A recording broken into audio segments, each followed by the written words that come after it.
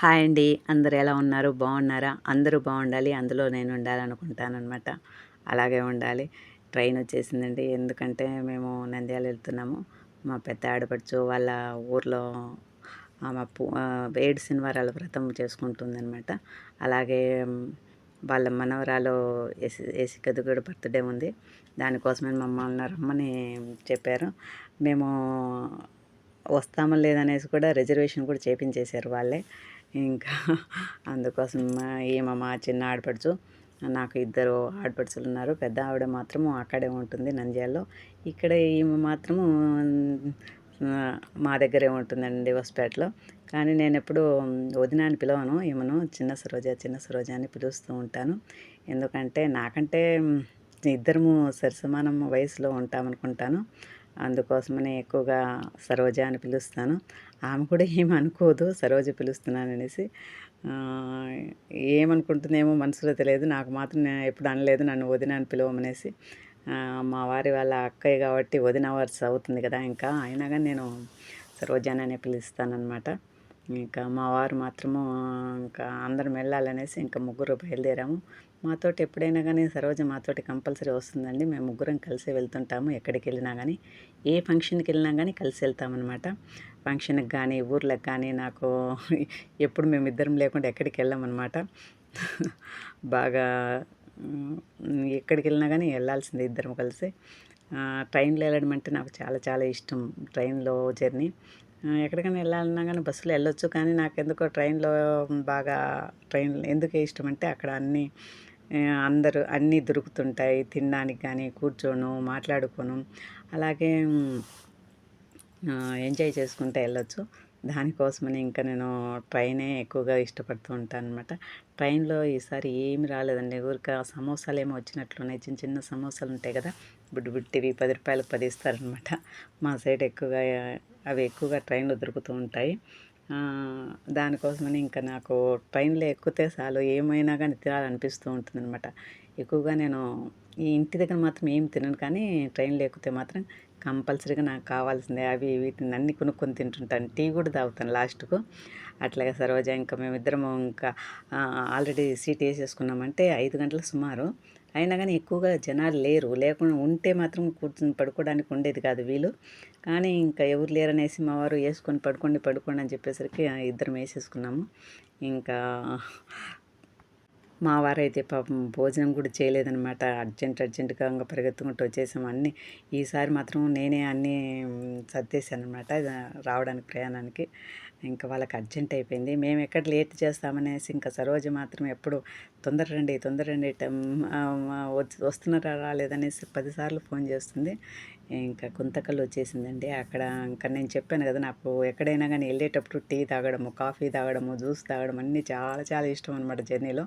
అందుకోసమని కాఫీ 2 కప్పులు తీసుకొని వచ్చేసాను ఒకేసారి తాగుదాం అనేసి. ఇంకా మళ్ళీ ఇంకా తాగబుద్ధి కాలేదు.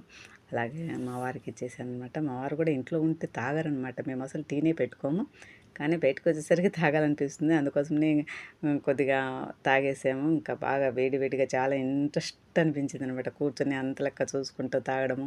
ట్రైన్లో జర్నీ అంటే అందరికీ ఇష్టమే ఉంటుంది కదా.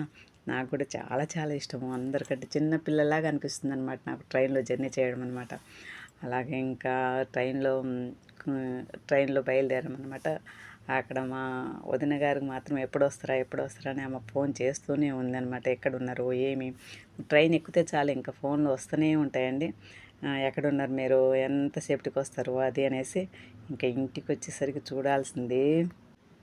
ఇంటికి వచ్చేసరికి మా యశిక చూడండి ఎలా ఆడుకుంటుందో ఇంట్లో. వాళ్ళిద్దరిదే అల్లరి ఫుల్. వాళ్ళ తమ్ముడు ఒక్క నిమిషం వాళ్ళ తమ్ముడిని వదిలేసి ఉండదనమాట. వాడు కూడా వాళ్ళ అక్క అనేసి ఇంకా అక్క వెంబడే తిరుగుతూ ఉంటాడు. ఇంకా వానికి వాళ్ళ అక్కే లోకం అనమాట. అయితే ఎవరి దగ్గరికి రాడు వీడు తొందరగా. ఇంకా ఏమైనా వస్తువు దొరికితే చాలు బాల్కనీలోంచి కింద పడేస్తూ ఉంటాడనమాట. ఏ వస్తువును కనిపించకుండా ఇంకా దాపెట్టుకునే ఉండాల్సి వస్తుంది. ఇంకా వచ్చిన వెంటనే వాళ్ళ అమ్మ చెప్పిందనమాట, కరిష్మా వాళ్ళమ్మ. అంటే మా ఆడపడుచు వాళ్ళకు కూతురు అనమాట కరిష్మా. వాళ్ళ పిల్లలే వీళ్ళిద్దరు ఈ పాప బర్త్డేకే మేము వచ్చింది. చాలా చాలా అల్లరి చేస్తుందన్నమాట.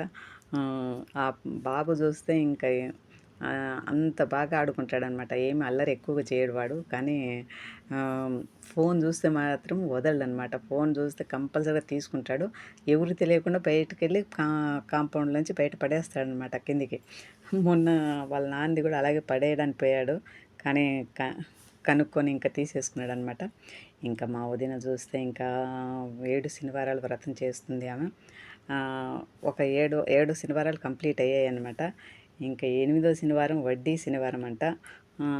ఇప్పుడు అందరూ అంత లెక్క 7 శనివారాలు వ్రతం చేస్తున్నారు కదా! చాలా నిష్టతో చేస్తారండి అది. చాలా ఓపిక ఉండాలి. వాళ్ళకి చాలా చాలా ఓపిక ఉంది కాబట్టే 7 శనివారాల వ్రతము స్టార్ట్ చేసి ఇంకా 7 శనివారాలు కంప్లీట్ చేసేసారనమాట. 7 శనివారాలు అయ్యేంత వరకు మాకు చెప్పను కూడా లేదు. మేము రాత్రి వచ్చిందే 10 గంటలకు వచ్చామండి. అంత అయిపోయేసరికి 11, 12 అయిపోయింది. అయినా కానీ మా వదిన మళ్ళీ 4 గంటలకు లేసేసి ఆమె హడావిడిగా మొత్తం పనులన్నీ ఆమె చేసుకుంది ఒంటరిగా. ఎవరిని పిలవలేదు, చేయలేదు. మా సరోజ మాత్రం మా వదిన లేసిన వెంటనే ఆమె కూడా లేసేసింది. లేసి ఇంకా తోడుగా వాళ్ళ అక్కకి అన్నీ రెడీ చేస్తుందనమాట. ఇంట్లో ఇంకా ఆమె 4 గంటలకు లేచినామా ఇంకా అన్నీ ప్రతి ఒక్కటి ప్రసాదం అంతా రెడీ చేసుకోవాలి కదా! చాలా పని ఉంటుందండి. ఎంతో ఓపిక ఉంటే మాత్రం 7 శనివారాల వ్రతం చేయడానికి కాదండి. చాలా చాలా ఓపిక ఉండాలి. పొద్దుటే లేయాలి, ప్రసాదాలన్నీ తయారు చేసుకోవాలి, నిష్టగా అన్నీ చేయాల్సి వస్తుంది. ఆ రోజు నేను లాస్ట్ వారం మేము కూడా వచ్చి పూజలో పాల్గొని ఇంకా మాకు పూజకి వచ్చాం కదా, చాలా సంతోషం అనిపించింది అనమాట. ఆ దేవుడే మమ్మల్ని పిలిపించుకున్నాడేమో అనిపిస్తుంది అనమాట. అంత సంతోషం అనిపించింది ఆ రోజు. ఇంకా వదిన అన్నీ రెడీ చేసుకుని ఒక్కతే రెడీ చేసుకున్నదండి. ఎవరిని పిలవలేదు. మా ఇంటికి వచ్చినా కానీ నేను ఎక్కువగా అంతగా పని ఏం చేయనండి. వచ్చినాంచి ఇంకా కొద్దిగా ఉన్నీలేను రెస్ట్ తీసుకోమనేసి నన్ను అంతగా పని చెప్పదు. సరోజ మాత్రం ఇంకా వాళ్ళ అక్కకు రెడీ చేస్తున్న కొద్దిగా హెల్ప్ చేస్తుందనమాట. అలాగే ఇంకా అందరికీ నామాలు అన్నీ పెట్టుకున్నామండి, వెంకటేశ్వర స్వామి నామాలు. ఎందుకంటే వెంకటేశ్వర స్వామి గోవిందా మా వారు మాత్రం చూడండి గోవిందా గోవింద అని చెప్తున్నాడు అనమాట నామాలు పెట్టినంటనే. నాకు నామాలు పెట్టడం చాలా ఇష్టము. ఎందుకంటే ఫస్ట్ నుంచి నేను వెంకటేశ్వర స్వామి దగ్గర శనివారం రోజు పూజ చేసిన రోజు నామాలు పెట్టుకుంటుంటాను అనమాట. ఆ రోజు కూడా చాలా ఇష్టంగా నాకు ఆ దేవుడు, ఎందుకంటే దేవుణ్ణి దర్శించుకునే భాగ్యం కలిగింది. ఆ పూజకు అటెండ్ అయినామంటే చాలా చాలా పుణ్యం చేసుకొని ఉండాలి. అలాగే వదినన్ని అలంకరించేసరికి దేవుని చూడండి ఎంత బాగున్నాడో. కన్నుల పండుగగా ఉందండి చూడ్డానికి. ఎంతో నాకైతే చాలా సంతోషం అనిపించింది అనమాట.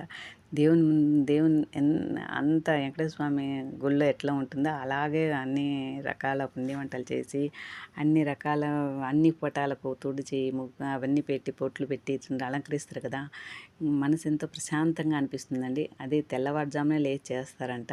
కానీ మేము వచ్చినందుకని కొద్దిగా లేట్ అయినట్లుంది వదినకు. కొద్దిగా లేటుగానే అన్నీ రెడీ చేసేసరికి చాలాసేపు అయింది. అందరము పూజలో కూర్చొని ఇంకా పూజ అంతా అయిపించేసినాం అనమాట. పూజ అంతా చేసినాము. చాలా బాగా అనిపించింది. ఇంకా ఇంకా వదిన మాత్రం ఇంకా పొద్దున లేసినాచి ఇంకా టిఫిన్లు రెడీ చేయాలి కదా, ఆమె రెడీ చేసుకుంటుంది అనమాట. ఇంకా దాంట్లో మేము మధ్యలోకి వెళ్తే ఇక ఇక్కడ ఏం వద్దులే నేను చేసుకుంటాను వెళ్ళండి మీరు అంటే ఏం లేదు. వంటగదిలో 2, 3 ఉన్నామంటే ఒకరికొకరు చేతులు తగులుకుంటూ ఉండాల్సిందే కానీ ఈ ఆపని కూడా తొందరగా కాదండి.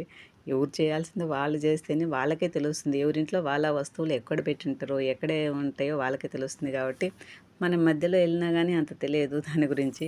ఇంకా దానికోసమనే ఇంకా నేనే చేసుకుంటానని చెప్తుంటానమాట. ఆ సరోజ మాత్రము ఎక్కడికి వచ్చినా కానీ ఇంకా అన్ని హెల్ప్ బాగా చేస్తుంది. అంటే కూరగాయలు కట్ చేయడం కానీ, అంట్లు తోమియడం కానీ ఇలాంటివన్నీ చేస్తుందనమాట. నేను మాత్రం అక్కడ ఉన్నాయని చూపిస్తున్నాను. నువ్వేం చేయొద్దు వెళ్ళు విజయమ్మ కూర్చోపోయేళ్ళు అంటుందన్నమాట. మా వదిన ఒక్క పని కూడా చేయించదు నేను వెళ్ళినప్పుడు. ఊరికే చూసుకుంటా కూర్చోవడమే అంతే. వదిన మాత్రం ఒక్క నిమిషం కూడా కూర్చోకుండా అన్ని పనులు చేస్తూనే ఉందండి.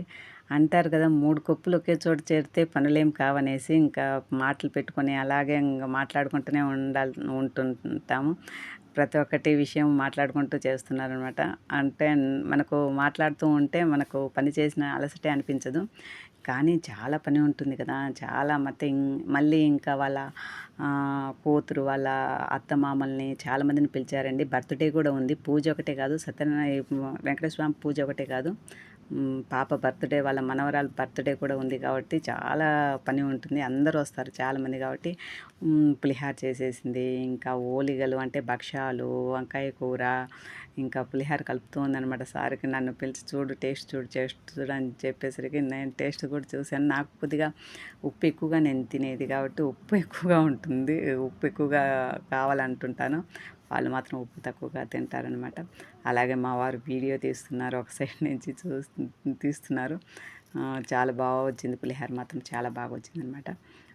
అందరూ ఒక 20, 30 మంది దాకా అవుతారనేసి ఇంకా బాగానే మధ్యాహ్నం టైం భోజనానికి అనేసి చాలానే కలిపింది.